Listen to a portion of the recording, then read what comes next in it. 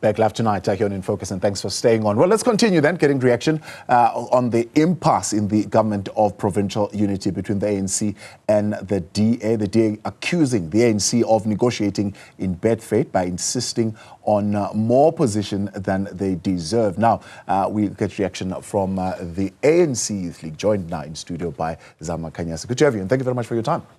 Good evening. Thank you for having us. Is the DA right in insisting that there be proportionality in how these seats, the 10 in the Gauteng executive, are split?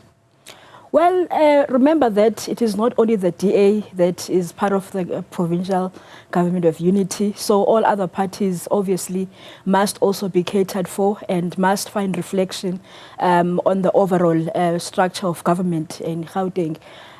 So I don't want this to be only reduced to DA, ANC, because that is not what the government of national unity is about, and in this case at the provincial level, but it's about all the parties that the people of Gauteng have voted for in the provincial government. Is the ANC though negotiating in that spirit? In the terms how it's conducting itself by, for example, we heard today they are refusing to divulge, for example, what is going to happen to the other seats. And at some point then they say, no, the 7 is all ours, we'll only give you 3. I think we must not preempt until the discussions are done. We should all wait in anticipation.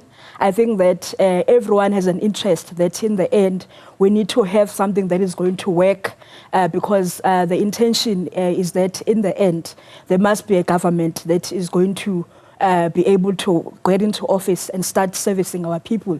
So you'll know that even at a national level, it was not an easy discussion to have. There were ongoing discussions until we could say now we have something that works for everyone. I think it's the same in the government of the provincial government of Gauteng. I think people obviously are waiting, anticipating the results of these discussions, and everyone is restless. But let us trust the process and hope that very soon there's going to be an outcome. Yeah, there are those within the same party, the ANC, who feel the posture that the Gauteng ANC would have taken is the correct one. And there are others who are saying, well, they seem to want to define themselves outside of what could have taken place at national level or what could have taken place, for example, in KwaZulu-Natal. What's the ANC's Youth League feeling on that? There is one ANC. There is no ANC that runs on its own in a certain province. There is one ANC, and I think that eventually there's going to have to be an outcome. If it means that all structures of the movement going higher up in the echelons need to intervene, that would happen. But the ANC has stated that its intention is to have government that is going to work for everyone because this is the result of elections. The people of Gauteng, the people of South Africa said that they are not giving a single party to have the majority. So now that we understand that, yes, the ANC has the more number of seats, but it is not going to govern alone, it's going to govern with other parties. The intention is that let us have these engagements, let us have them using the guidelines that were agreed upon when this government of unity was being formed, so that eventually we are going to have proper outcomes. So even in Gauteng, we have hope that there is leadership and they are going to be able to engage in such a way that in the end, the people who are waiting for the services, who are waiting for government, eventually are serviced and can see that there is progress. Yeah, you don't share the sentiment that says, well, the involvement of the president or the president stepping in here is going to dilute the militancy, if you like, of the Gauteng PEC. As I stated before, I want to say that we have confidence in the leadership of the ANC in Gauteng. I mean, these are not easy discussions. I think these are not even discussions that we prepared for prior elections, because any party, when they go into elections, they go into elections with an intention to win an outright majority, so that when they are forming a government, it's not a complicated situation as what we find ourselves in now. So I think that everyone is bound to have their own difficulties in terms of being able to come up now with a solution with what we have now, which is that the ANC can no longer say we're going to form government on our own, but actually has to work with other parties. So I have hope in the leadership of Gauteng that they are going to lead this process appropriately. We trust them. But obviously, if there is a need for intervention of higher structures, that would then happen, which I believe would be a last resort, because the leadership of Gauteng, I think, has more than enough capacity to be able to handle these discussions. Are you not concerned, though, that this is going to, yes, it's what the electorate wants, but it's going to work against the ANC?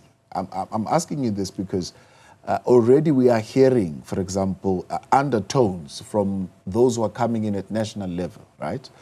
Where there is this sense that they're saying, well, there is a way in which we can do minor, tiny changes to policy to work to our advantage and push that in the media, and certainly this is going to work for our party. Others are a little bit more blunt, like those who are saying, no, I'm actually for support of death penalty, which is something that is not in the law in the country. Of course, it will take a long process to even try and change that. But they are giving you the sentiments of where they think they are in those positions and what they think they can do. Are you not concerned as the ANC Youth League that this could have certainly put the ANC in a rather dangerous position? Well, you know, the people of South Africa have voted. The people of South Africa have said that we hear your manifesto as the ANC. We see the work that you have been doing over the years.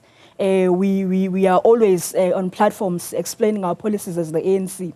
And they are saying that, I don't know, I should hope that before everyone voted, they actually took the time to read the manifestos of other parties, to hear of their policy positions, because people don't create policy positions because now they've won elections.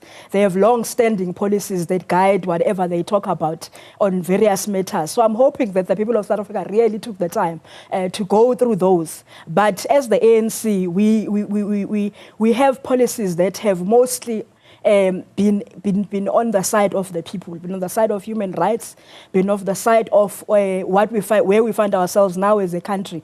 South Africa is known worldwide to be a country that tries to make sure that it caters for everyone in terms of making sure that human rights are taken care of. There is social justice, there is reform, there is transformation, there is bettering people's lives, especially those who are coming from disadvantaged backgrounds historically, who now need to be enabled to create better opportunities for themselves and build a better society. Yeah.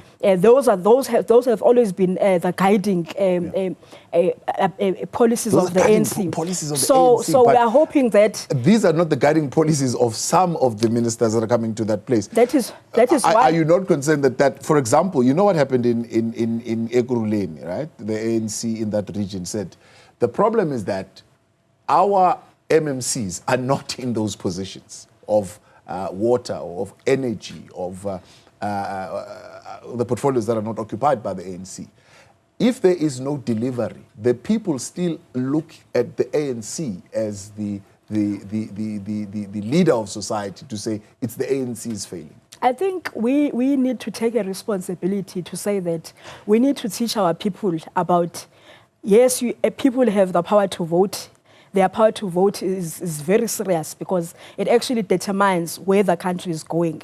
And I think to some extent, our people sometimes are not really conscious of the fact that if I vote for party A, these are their policies and they are going to be implementing those policies when they get into office. And these are the policies of Party B.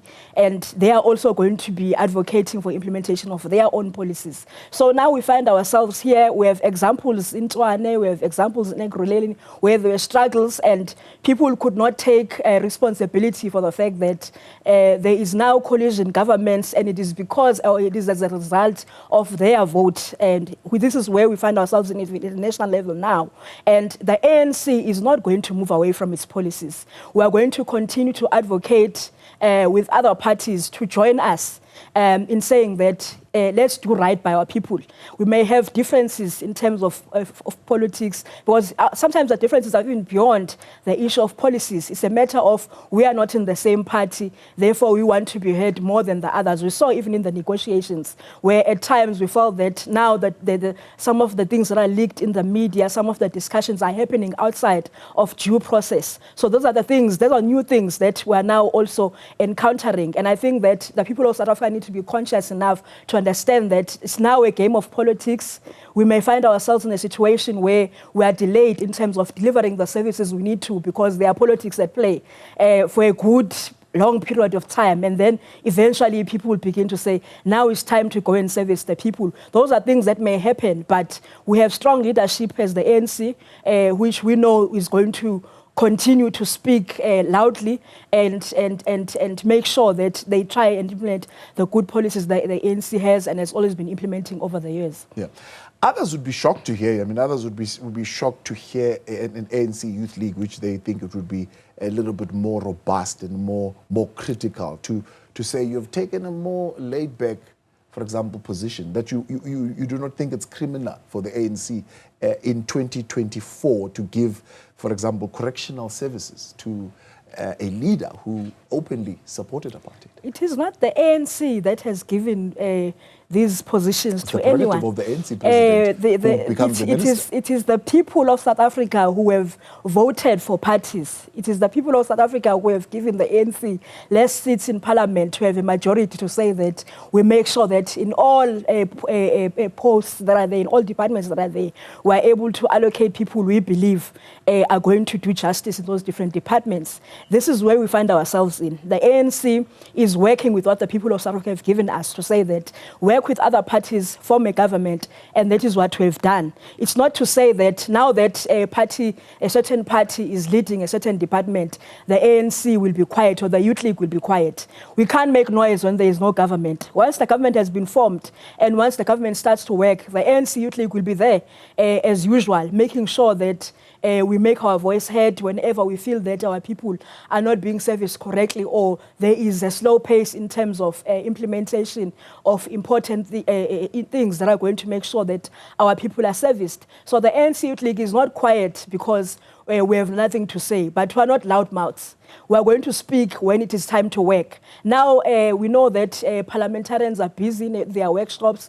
They are getting ready to go into office. Yeah. When the work starts, the Youth League will be there every step of the way, including, not by the way, only departments that are headed by opposition parties that we deem as opposition parties. We know that now they are part of the government of national unity. But you'll know that from history, the ANC Youth League has held accountable even departments led by the ANC all the time, and that nothing is going to change, because our duty as the ANC Youth League is to advocate for young people and for all people of South Africa in general, to say that we have given you the power now. We're part of those who are campaigning. We're part of those who voted. You have the power now. Service our people.